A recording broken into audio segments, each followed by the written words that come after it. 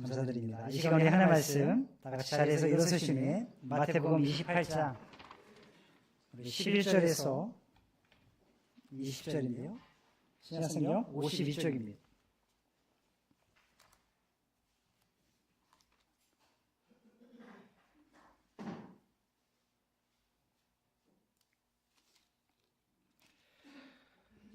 (11절에서) 20절까지 내용이지만 제가 10절까지 읽고 우리 11절부터는 함께 교독하도록 하겠습니다. 앞에 내용도 좀 알아야 오늘 내용을 이해할 수 있기 때문에 제가 1절부터 10절까지는 제가 읽도록 하겠습니다.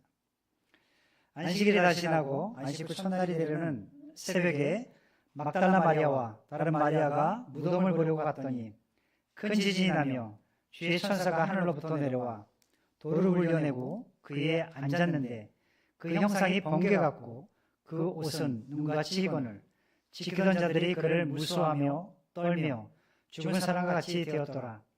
천사가 예수들에게 말하이르되 너희는 무수하지 말라. 십자가에 못 박히신 예수를 너희가 찾는 줄을 내가 아노라. 그가 여기 계시지 않고 그가 말씀하시던 대로 살아나셨느니라. 와서 그가 누우셨던 곳을 보라.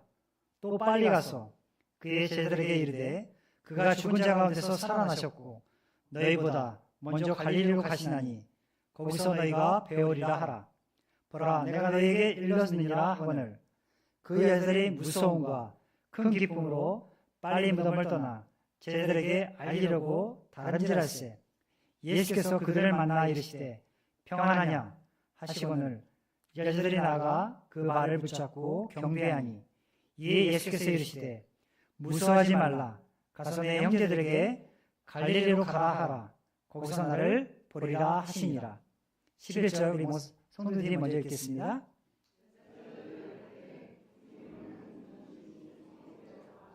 모든 된 일을 대제사장들에게 알리니 그들이 장로들과 함께 모여 의논하고 군인들에게 돈을 많이 주며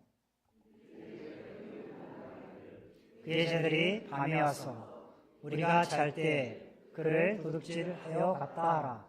만일 이 말이 총독에게 들리면 우리가 권하여 너희로 근심하지 않게 하리라 하니 그들이 돈을 받고 가르친 대로 하였으니 이 말이 오늘날까지 유대인 가운데 두루 퍼지니라. 11 제자가 갈릴리에 가서 예수께서 지시하신 산에 이르러 예수를 배웠고 경배하나 아직도 의심하는 사람들이 있더라. 예수께서 나와 말씀하여 이르시되 하늘과 땅의 모든 권세를 내게 주셨으니 그러므로 너희는 가서 모든 민족을 제자로 삼아 아버지와 아들과 성령의 이름으로 침례를 베풀고 같이 읽겠습니다. 내가 너희에게 분부한 모든 것을 가르쳐 지키게 하라. 볼지어다 내가 세상 끝날까지 너희와 항상 함께 있으리라 하시니라. 아멘. 예수님은 예언대로 이 땅에 오셨고 예언대로 십자가에 달리시고 예언대로 다시 부활하셨습니다. 부활의 주일 이 시간 하나님의 말씀을 나눌 수 있음에 감사드립니다. 이 시간 우리 28장 11절로 20절의 말씀을 통해서 부활의 소식을 들은 사람들이라는 제목으로 함께 말씀을 나누도록 하겠습니다. 사랑하는 성도 여러분, 오늘 우리는 인류 역사상 가장 중요한 사건 앞에 서 있습니다. 그것은 바로 예수 그리스도에 관한 부활에 관한 이야기입니다.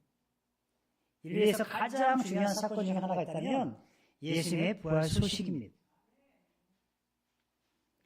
오늘 우리가 나눌 이 부활은 단순한 종교 이야기가 아닙니다. 이 소식은 모든 인생의 운명을 가를 수 있는, 즉 구원이냐 심판이냐 결정하는 사건이었습니다. 평생을 대학교 선교에 바친 보슈 맥도라는 사람은 이런 말을 남겼습니다. 만약 부활이 사실이 아니라면 기독교는 사기극이다. 그러나 만약 부활이 사실이라면 그 부활을 믿지 않는 사람은 가장 불행한 사람이다. 자, 그렇다면 여러분은 어떻습니까? 예수님의 부활을 어떻게 받아들이고 계십니까? 예수님의 부활을 여러분 정말로 믿고 계십니까? 아니면 그냥 교회 다니는 사람들이 늘 해년마다 치르는 그 부활절 그냥 그런가 보다. 예수님이란 분이 2000년 전에 이 땅에 오셨고 죽은 지 사흘 만에 부활하셨다. 이거 뭐 예수 믿든 믿지 않든 다 아는 얘기 아닌가? 이렇게 치우시며 그냥 그런가 보다 하고 살아가고 계십니까? 아니면 크리스마스처럼 기독교의 연례 행사 중 하나다라고 생각하고 있지는 않습니까? 아니면 이 부활이 내 인생을 송두리째 바꾼 진리입니까? 오늘 본문을 보면 같은 부활의 소식을 듣고 전혀 다른 반응을 보인 두 종류의 사람들이 나옵니다. 한쪽은 경비병이었고 또 다른 한쪽은 예수님을 따르던 여인들이었습니다. 이들은 서로 같은 사건, 부활의 현장을 목격했습니다. 그런데 전혀 다른 인생을 살아갔습니다. 같은 부활, 다른 반응을 보였고 같은 사건, 다른 결말을 맺게 되었습니다. 여기 경비병들은 결국 돈을 받고 거짓을 전하는 사람들이 되었습니다. 그러나 여기 여인들은 그 부활의 소식을 듣고 그 큰 깊은 소식을 나아가 전하는 부활의 첫 증인이 되었습니다. 같은 부활, 같은 소식을 듣고도 어떤 사람은 거짓의 증인이 되었고 어떤 사람은 부활의 증인이 되었습니다. 그렇다면 나는 과연 어떤 사람입니까? 현재 나는 어느 쪽에 서 있습니까? 여러분, 우리가 부활을 믿는다는 것은요, 단순한 머리에 예수님이 부활하셨대라고 듣는 단순한 지식이 아닙니다. 예수 그리스도를 나의 주로 받아들이고 그분의 말씀에 순종하며 살아가는 삶을 의미합니다. 그렇기 때문에 우리는 그분의 가르침, 그분의 교훈에 순종하며 그분의 죽으심과 부활을 자신의 삶 속에 살아갑니다. 그리고 그분을 온 우주에 주로 선포하며 살아갈 것입니다. 그것이 바로 부활을 믿는 삶의 모습인 것입니다. 그래서 주님은 말씀하신 거예요. 그렇게 살아가는 자들에게 이렇게 약속하셨습니다. 그것이 바로 20절 하반절 말씀이에요. 내가 세상 끝날까지 너희와 항상 함께 있으리라. 오늘 이 말씀을 통해서 우리는 부활 앞에서 과연 어떤 선택을 해야 하는지 분명히 오늘 말씀을 통해서 깨닫기를 원합니다. 여러분, 어떤 사람이 큰 사고를 목격했습니다. 길을 가다가 길거리에서 교통사고를 목격한 거예요. 그래서 어느 날 보니까 목격자를 찾습니다라는 플래카드가 걸려 있었어요. 근데 자신이 그걸 목격했거든요. 이걸 내가 어디 가서 증언을 해야 되는데. 그래서 자신이 목격했다고 많은 사람들에게 알리고 싶었습니다. 법정에서 본인이 증언만 해도 진실이 밝혀지는 상황이었어요. 그런데 어떻게 가해자 편에서 내가 증인인 걸 어떻게 알고 찾아온 거예요? 경찰서에 가려고 하는데 그 사람들이 먼저 나타난 것입니다. 그래서 돈을 주면서 아무 말도 하지 말았다. 우리 딸이 초보인데, 운전 초보인데 실수해서 그런 거니까 제발 나를 봐서라도, 우리 딸을 봐서라도 애걸복걸 하면서 사정을 하는 거예요. 목격자인 그 사람이 고민을 한 거예요. 이쪽을 생각하자니 너무나 안타깝고 또 이쪽을 생각하자니 아주 팔팔한 처녀가 또 앞길이 그런 거 같고 그래서 고민하다가 결국 그가 돈을 선택했다고 합니다. 여러분, 결과는 어떻게 되었을까요?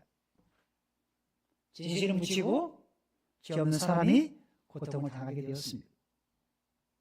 바로 오늘 본문의 경비병들이 바로 이런 사람들이었어요. 진리를 거부하고 거짓을 선택한 사람들이었습니다. 여기 경비원들은요, 그 누구보다도 분명하게 부활의 사실을 알았던 사람들이었습니다. 그러나 그들은요, 진리를 붙들지 않았어요. 왜일까요? 왜입니까? 돈 때문이었어요. 돈 때문에. 안식일 첫날 새벽에 천사로 인해 그들은 놀라움과 두려움에 기겁하며 기절했습니다. 그리고 도망쳤습니다. 그리고 이 사실을 알았던 경비원들은요, 오늘 11절 말씀해 보니까 경비원 중 몇이 성에 들어가 그 모든 된 일을 누구에게 알렸다고 얘기합니까? 대제사장에게 알렸다라고 성경 기록하고 있습니다. 이에 그들이, 이 대제사장들이 장로들과 함께 모였다, 그리고 의논했다, 성경을 기록하고 있습니다.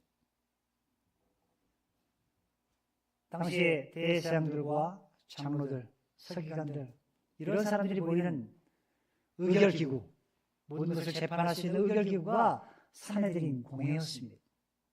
72명의 장로들로 대제사장들과 서기관들과 이런 바리새인들과 사두개인들과 모이는 그런 공회가 산헤드린 공회였는데, 산헤드린 공회가 다시 모이게 된 거예요.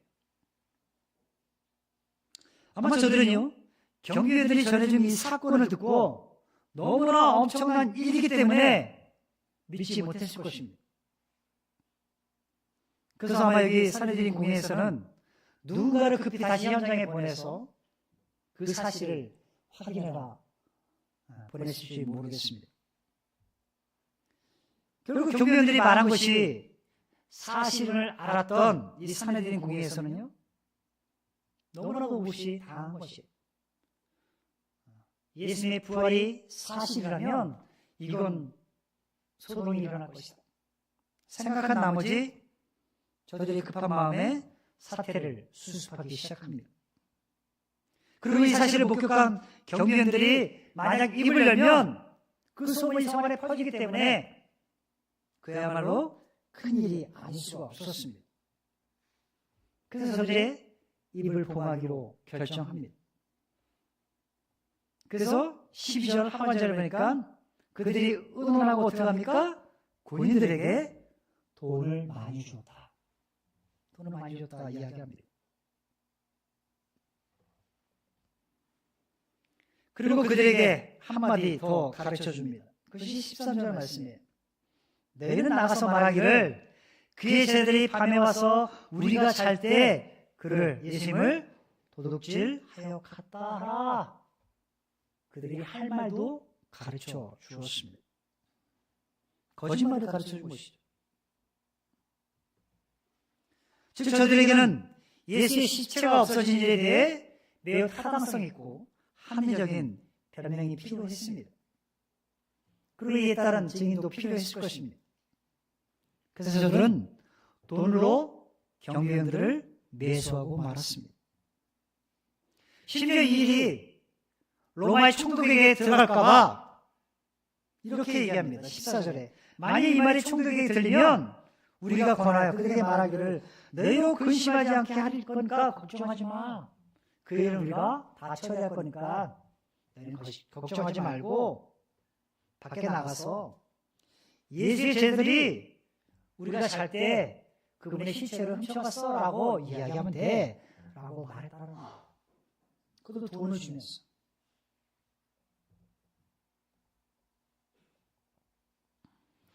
여러분 여기 경비원들은요, 예수님보다 돈이 더 중요한 사람들이었을 것입니다. 그리고 그 예수님의 부활을 숨기는 일에 동참하고 말았습니다. 그래서 15절 상반절에 보니까 군인들이 돈을 받고 가르친 대로 하였다라고 기록하고 있어요. 여러분 이처럼 물질의 힘은요, 예전이나 지금이나 강력한 것을 볼 수가 있습니다. 여러분 오늘날 보십시오. 돈 앞에 자신의 신앙과 양심을 파는 사람들이 얼마나 많이 있습니까? 돈 앞에 장사가 없다라는 종종 말들을 하지 않습니까? 물질의 유혹 앞에 한국에서 복음을 숨기는 연약한 자들이 얼마나 많이 있는지 모릅니다. 결국 공회의 대장들과 이 장로들은요, 이 사건을 완벽하게 처리했다. 더 이상 증인이 없으니까 병사들의 입만 막으면 된다라고 생각한 것입니다. 아마 경비원들을 내수하는 일에는 엄청난 액수의 돈이 들어갈 것입니다. 왜냐하면 당시 경비원들은 4명이 한계적으로 이루어졌다고 합니다. 그러니까 3시간마다 교대를 했다고 하는데 아마 3일 동안 예수를 지키는 병사들을 보면 거의 72명 정도 된다고 합니다. 그러니까 경비원들의 입을 다 보관하려면 어떻게 해요? 돈이 많이 들어갔겠죠. 그러나 얼마 후에 예루살렘 성에 퍼진 부활의 증거들은요, 경비원들의 거짓말로 메울 수가 없었다라는 거예요. 왜? 그 장면을 본 여인들도 있었기 때문에. 소문이 퍼진 거예요. 예수님이 부활하셨다는 소문이 퍼진 거예요. 그러니까 경비원들이 아무런 어떠한 거짓말로 예수의 제자를 훔쳐갔다 할지라도 이미 그 소문은 퍼지고 있던 것입니다. 아마 저들은 자기들이 고용한 경비원들을 통하여 예수님께서 분명 다시 살아났다는 엄청난 소식을 들었어요. 만약 이때 이 놀라운 소식을 들은 저들이 회개하고 예수를 메시아로 받아들였다면 성경은 다르게 기록되었을 것입니다. 하지만 그들은 오히려 이 엄연한 사실을 돈을 통해 왜곡시켰고 자신들의 수치감을 은폐하려는 데 급급했다라는 것입니다. 우리는 여기서 저들의 사악성, 교활함, 악한 영의 하인을 맞아 밤이 되어버린 그 양심들을 보게 됩니다. 한마디로 이들의 행동은 철저히 진리의 반대편에 서 있었다라는 거예요. 하나님의 대적임을 스스로 일증해 보이는 셈이 되고 말았습니다. 그런데 여러분, 오늘날에도 이러한 자들은 여전히 존재합니다. 그들은 주님의 말씀을 듣고도 회개하기보다는 자신의 죄를 어떻게 하면 은폐할 수 있을까 궁리하면서 또 하나의 죄들을 추구합니다. 당시 공의원들은요, 총독과 매우 밀접하게 내통하고 있었습니다. 그러니까 그런 말을 한 거예요. 이 말이 총독에게 들리면 우리가 그에게 권해서 너희로 근심하지 않게 할 테니까 걱정하지 마 할 정도로 로마의 총독과 당시에 공의원들은 매우 밀접하게 내통하는 관계였다는 거예요. 그리고 그들의 불의들을 어떻게 하면 덮을 수 있을까? 불의를 합법화시킬 수 있는 그러한 권력자들이었다라는 거예요. 불의한 일도 눈 감아줄 수 있었던 막강한 권력을 지닌 자들이 바로 공회원들이었습니다. 사내들인 공회원들이었어요. 말하자면 유다의 종교 지도자, 정치 지도자, 그리고 공무원들, 군인들이 결탁해서 완벽한 사기극을 연출하고 있었다는 거예요. 그래서 그 말이 여기 성경에 보니까 15절 하반절에 이 말이 오늘날까지라는 것은 마태가 이 복음서를 기록할 때까지, 그렇죠? AD 50에서 70년경 그때까지 유대인 가운데 이 소문이 두루 퍼지게 되었다라고 성경은 말씀하고 있습니다. 이처럼 거짓 소문은요, 사내들인 공의에 의해 일종의 담화문 형식으로 작성돼서 각 처에 흩어지고 있었습니다. 그래서 유대인들에게 유포된 거예요. 누구를 통해서? 병사들을 통해서. 그 시체가 예수의 제들이 훔쳐갔다. 예수의 시체, 제들이 훔쳐간 거야. 이런 것들을 담화문 형식으로 작성해서 유포시킨 것입니다. 그리고 그 거짓된 주장은 거기에 그치지 않고요, 인간의 역사와 함께 계속해서 2000년 동안 그 거짓이 오늘날까지 전달되었습니다. 그래서 오늘날에도요, 예수님이 부활하신 사실을 도적설 누군가가 훔쳐갔을 것이요. 도적설이라는 부활의 이설로 엄연히 많은 사람들에게 거짓 증언되고 있습니다. 그래서 많은 사람들이 예수를 믿는데 방해하고 있다는 거예요. 참으로 거짓말의 해악성이 소름 끼치게 느껴지는 대목이 아닐 수가 없습니다. 여러분, 거짓말이 한번 행해졌을 때 그 거짓말이 얼마나 멀리 퍼지며 얼마나 오래 지속되며 얼마나 큰 해를 끼치게 될지는 아무도 알 수가 없습니다. 그래서 마크 트웨인이라는 사람은 이런 말을 했어요. 진실이 신발끈을 매는 동안 거짓말은 지구를 한 바퀴 돈다. 그러나 여러분, 저들의 치밀한 계획,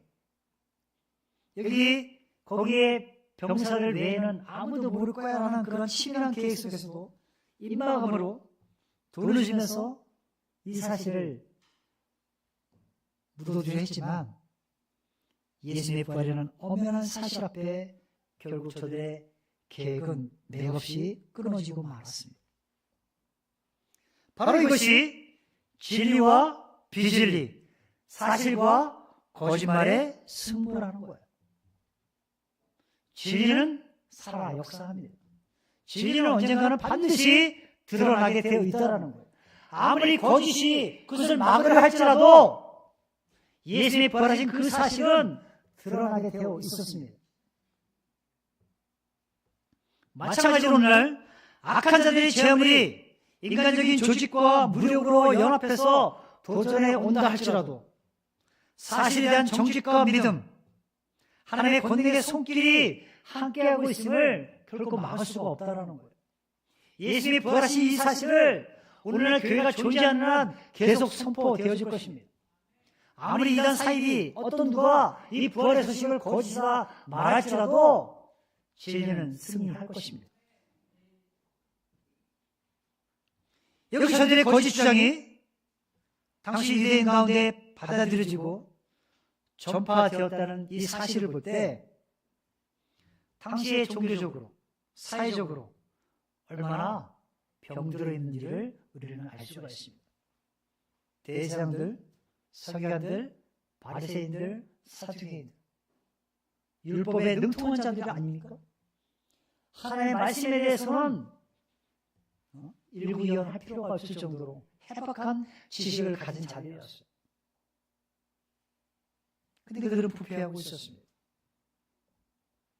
동시에 이들은 거짓된 본성을 숨길 수가 없었습니다. 이러한 인간의 거짓된 본성을 틈나 오늘날도 사탄은요, 온갖 모습된 사상과 주장들을 퍼뜨리고 있습니다. 그리고 참 진리를 혼돈시켜버리고 말았어요. 사탄과 세상이 만든 물질주의, 무신론, 그들의 경관진을 깨뜨리는 강력한 무기는요, 오직 부활의 참된 복음을 전하는 것입니다. 이런 관점에서 오늘날 창조의 하나님을 부정케 하는 진화론자들, 성경의 권위를 파괴하려는 문서들 같은 이 사상들은 마땅히 비판되고 사라져야 할 것들입니다. 이처럼 예수님의 부활은요, 구원을 얻는 자들에게는 말할 수 없는 기쁜 소식이었지만 복음을 믿지 않는 자들에게는 매우 불편한 소식인 것입니다. 오늘도 마찬가지죠.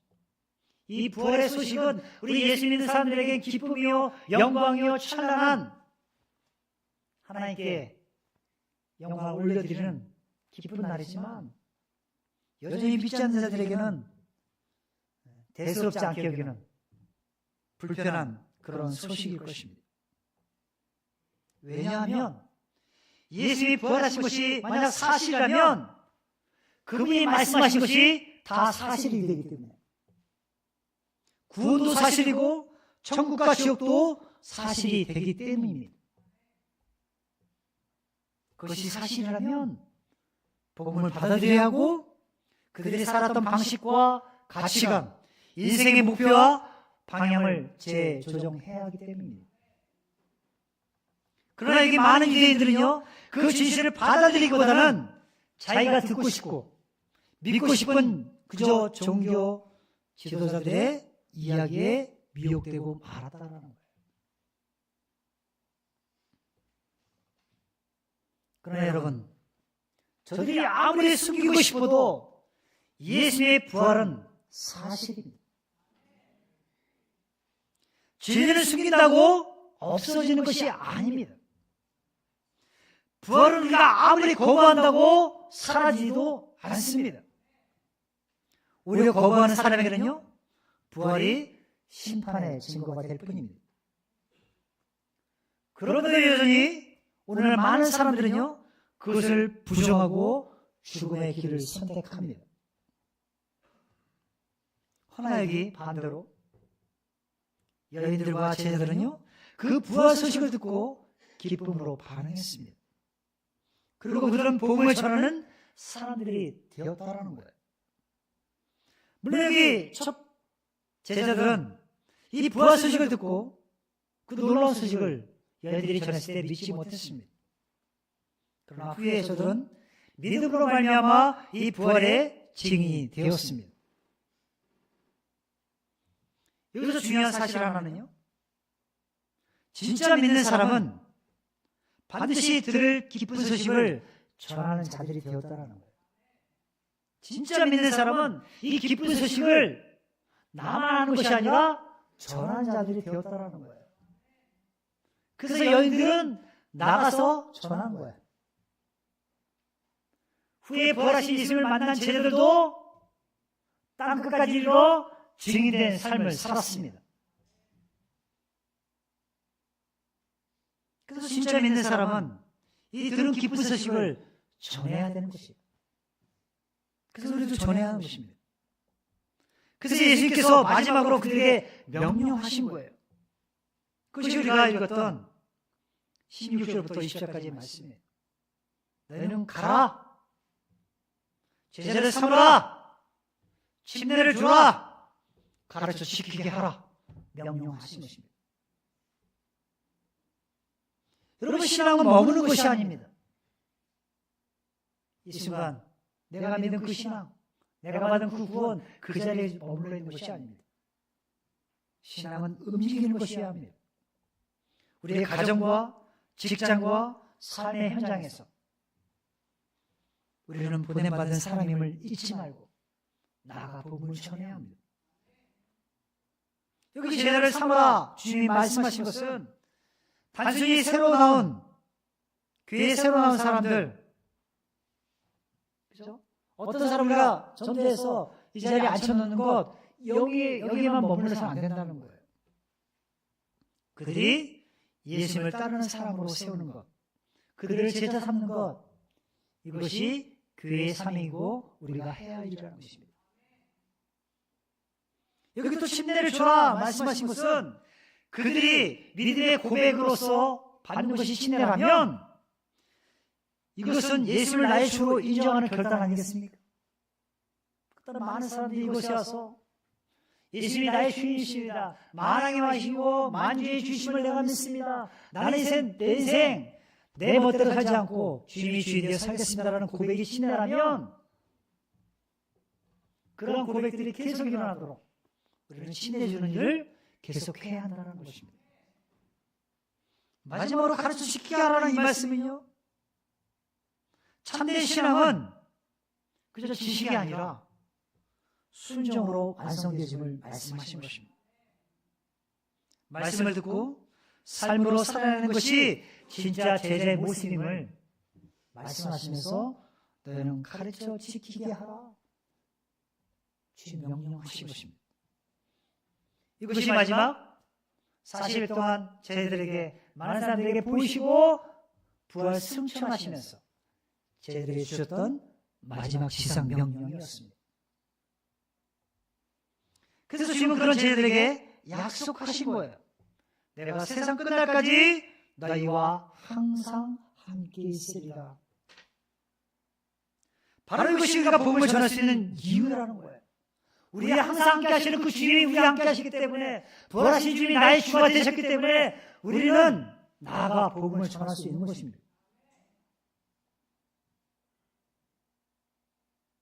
죽은 영혼은 살리며 제자를 만드는 일은요, 오직 예수 그리스도의 죽으심과 부활을 증언할 때 일어납니다. 저 죽어가는 영혼을 살릴 수 있는 그 비결은 예수의 죽으심과 부활을 우리가 증언하지 않으면 결코 그 영혼이 살아나지 못한다는 것입니다. 그러므로 예수의 부활을 믿는 증인된 우리들이 열심히 복음을 전하는 것만이 죽어가는 저들을 살릴 수 있음을 믿으시기 바랍니다.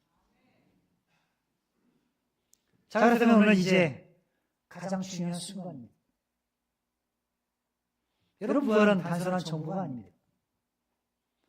예수님이 2000년 전에 유대 베들레헴에 오셔서 많은 인류의 죄를 위해서 십자가에 피 흘려 죽으시고 죽은 지 3일 만에 부활하신 그 사실, 그저 단순하게 들려오는 정보 전달이 아닙니다.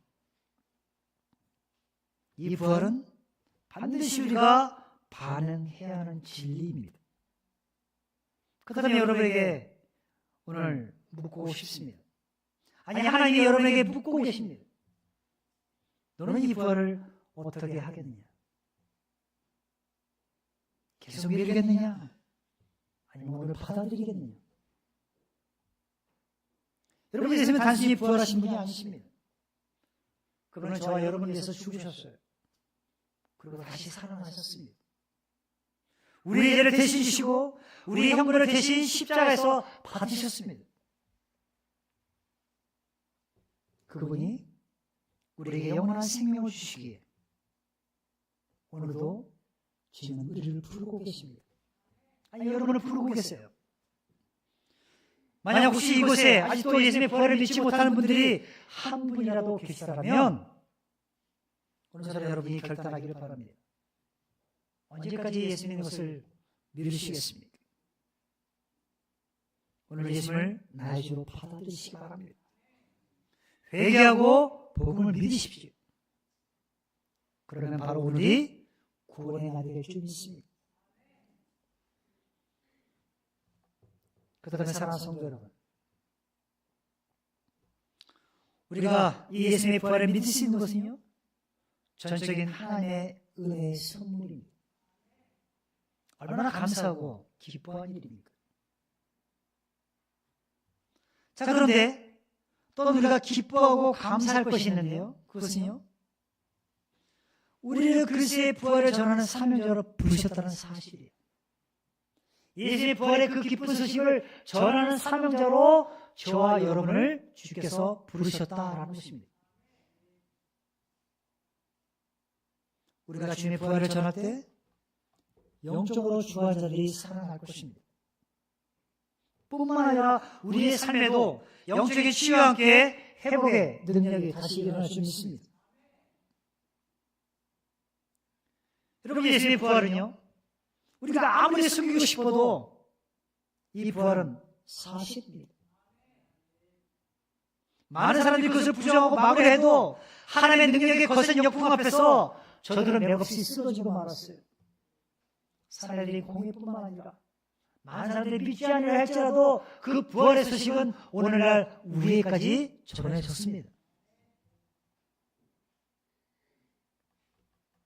그러나 여전히 오늘 많은 이들은요, 이 예수님의 부활을 부정하고 죽음의 길을 걸어갑니다. 그렇다면 오늘날 우리가 감당해야 할 사명, 그것은 다른 것이 없습니다.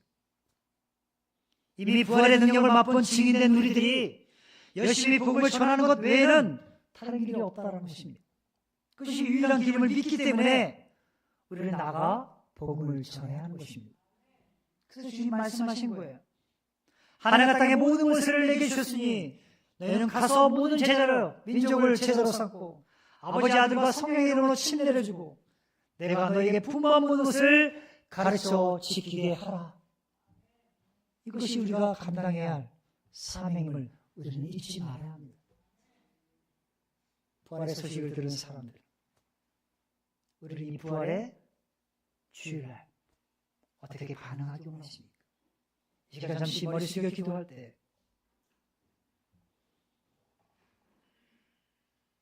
우리가 부활을 믿을 수 있는 것, 전적인 하나님의 은혜의 선물임을 잊지 말고 기뻐 감사하며 부활의 증인의 삶을 살겠노라고 고백할 수 있는 이 아침이 되기 원합니다.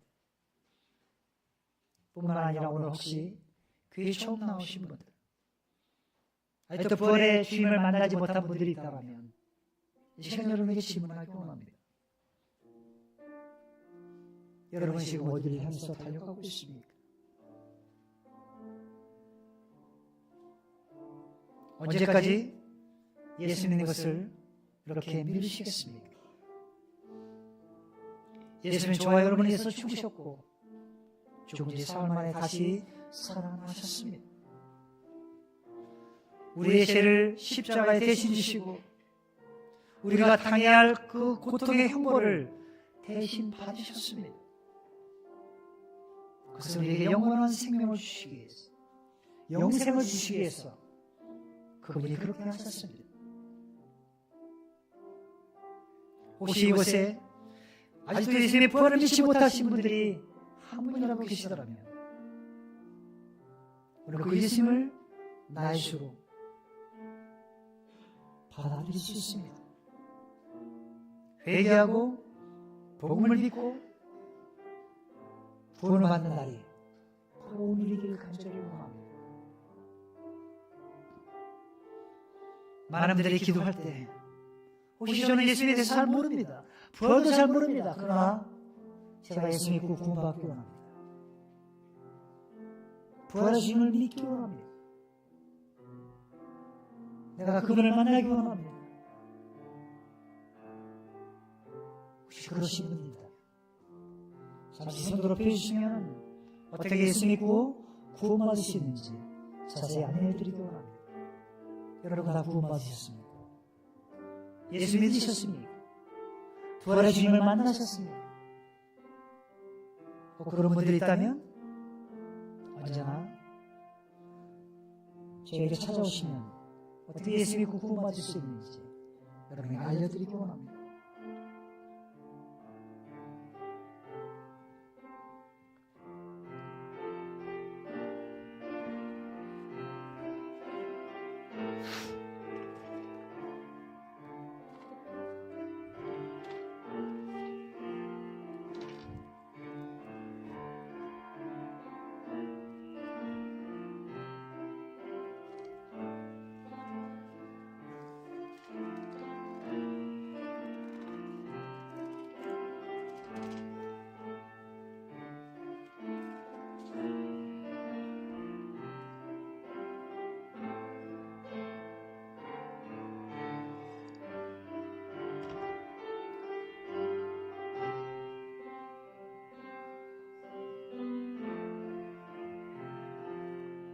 기도가 끝나신 분들은 우리 자리에서 일어서신 후에 찬송가 162장 부활하신 구세주 함께 찬양하겠습니다. 찬송가 162장입니다. 부활하신 구세주 찬양했습니다.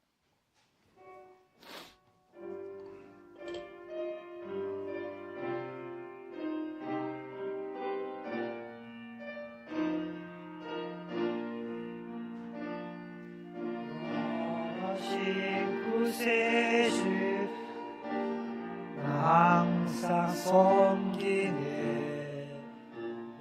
세상 조롱해도 죄 정령 사셨네 그대로의 손길 부드러운 손 주 예수 나와 함께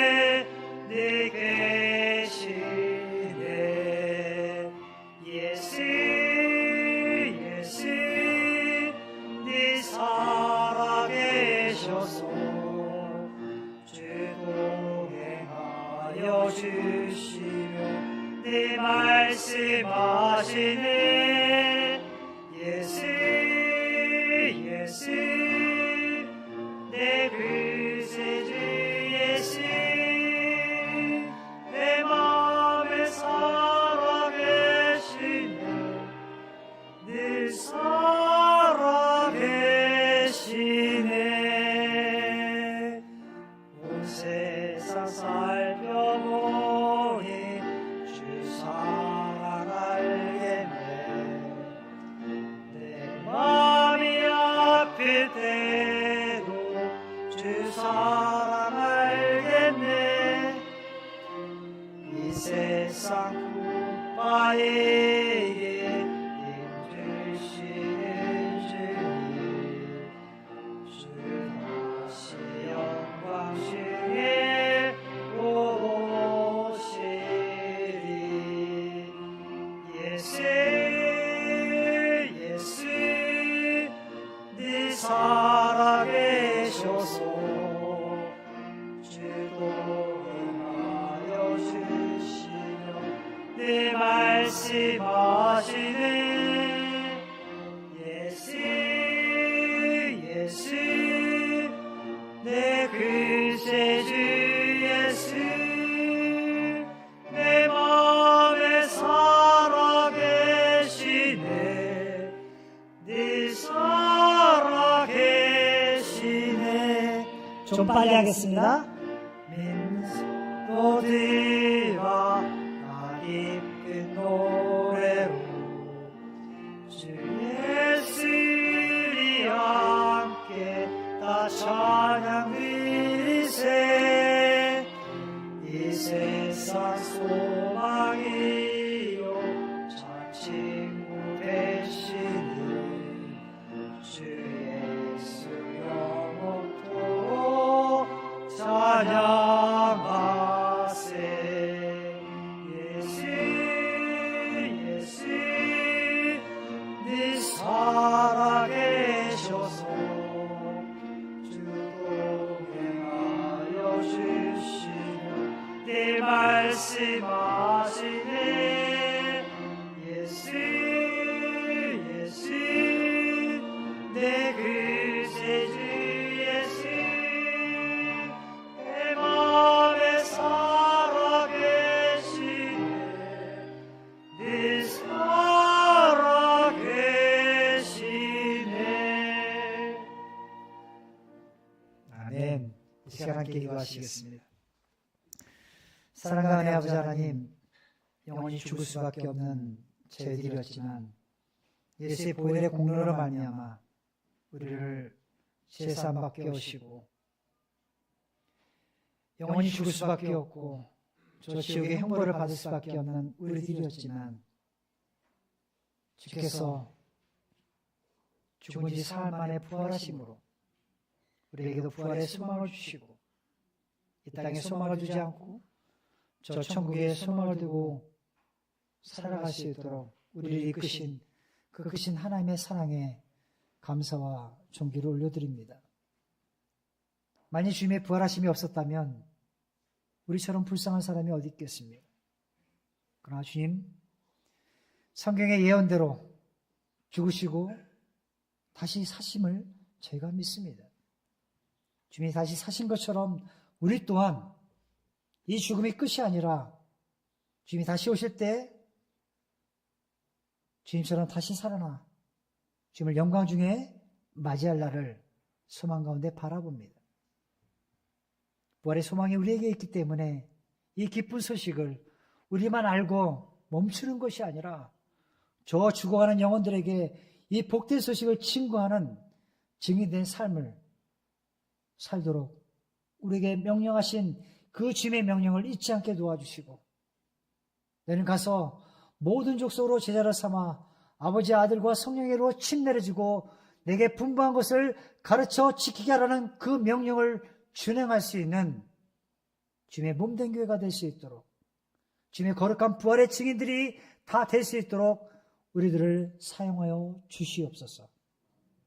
그래 우리 교회가 더욱더 이 부활의 증인된 삶을 통해서 새로운 놀라운 역사들이 계속해서 끊임없이 일어나는 귀한 교회가 될 수 있도록 주께서 역사하여 주시고 날마다 잃어버린 자들이 구원받는 은혜의 상이 될 수 있도록 이 예배를 축복하여 주시옵소서. 특별히 이 시간 우리 가운데 예수님을 알지 못하는 영혼들이 있다면 꼭 예수님을 만나고 돌아갈 수 있도록 오늘이 바로 구원의 날이 될 수 있도록 벌하신 예수님을 나의 구주로 영접할 수 있는 귀한 날이 될 수 있도록 주여 축복하여 주시옵소서. 귀한 말씀을 감사합니다. 오도 드려지는 귀한 시간 동안 주께서 함께하여 주시고 우리 성도들 부활의 날 주님의 이름을 기뻐하며 감사할 수 있는 귀한 날이 될 수 있도록 주여 은혜로 주시옵소서. 감사드리며 이 모든 말씀 만왕의 왕이시고 만주의 주실 뿐만 아니라 죽은 지 사흘 만에 부활하신 예수님의 이름으로 감사하며 기도드렸습니다.